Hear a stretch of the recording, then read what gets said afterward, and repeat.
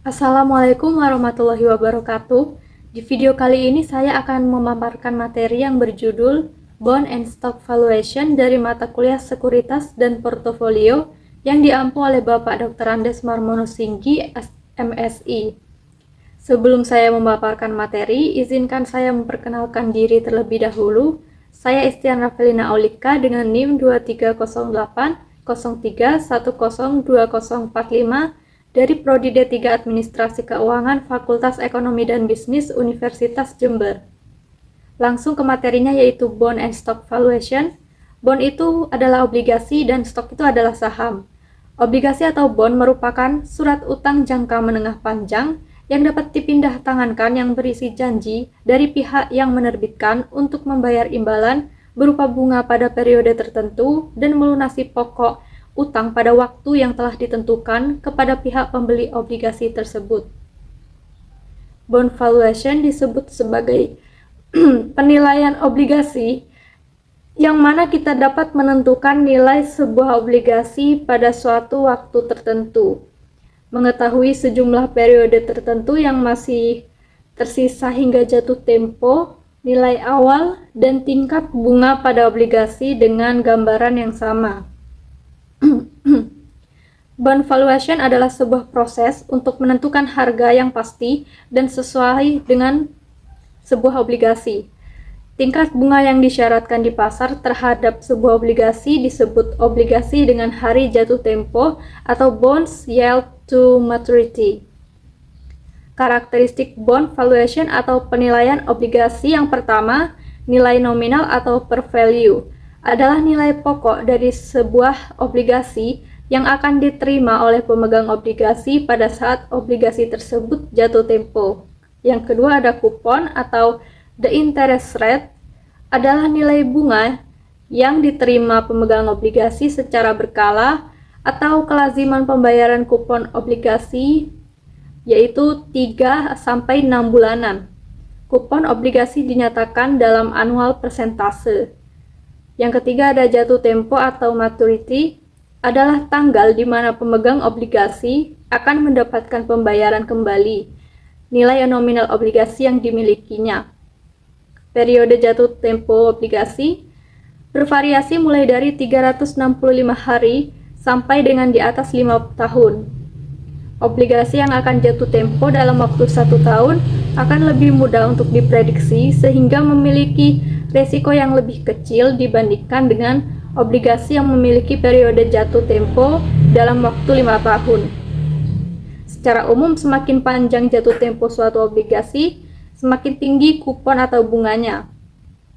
Selanjutnya yaitu stok atau saham, adalah bentuk penyertaan modal dalam sebuah perusahaan.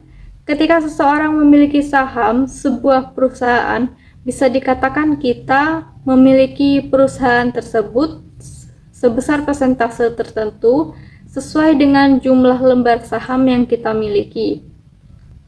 Stock valuation atau penilaian saham adalah proses untuk menentukan nilai wajar dan nilai intrinsik dari suatu saham, yang kemudian dibandingkan dengan harga pasar saat ini.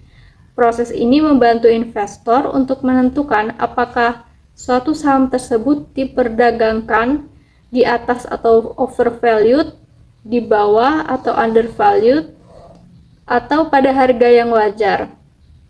Pada umumnya, perusahaan-perusahaan yang menjual sahamnya kepada masyarakat luas adalah perusahaan yang telah berdiri selama rentang waktu tertentu dan mendapatkan keuntungan dari waktu ke waktu.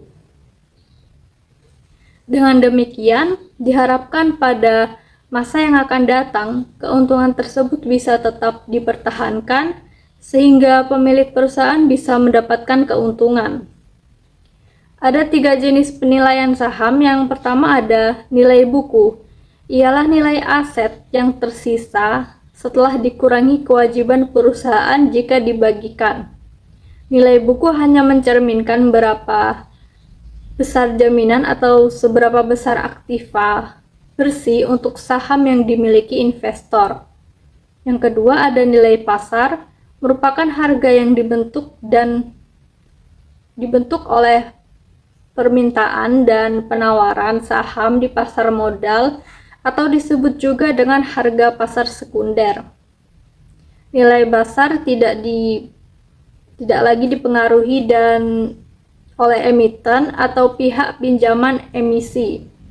Yang ketiga ada nilai intrinsik, adalah nilai saham yang menentukan harga wajar suatu saham agar saham tersebut mencerminkan nilai saham yang sebenarnya sehingga tidak terlalu mahal.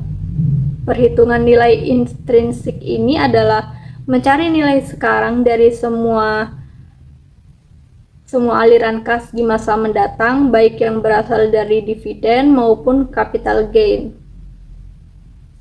Ada beberapa tujuan dari penilaian saham yang dilakukan oleh investor atau pemilik modal, yaitu yang pertama ada penilaian saham dilakukan untuk menentukan apakah saham yang akan dibeli atau dijual akan memberikan tingkat return yang sesuai dengan tingkat return yang diharapkan.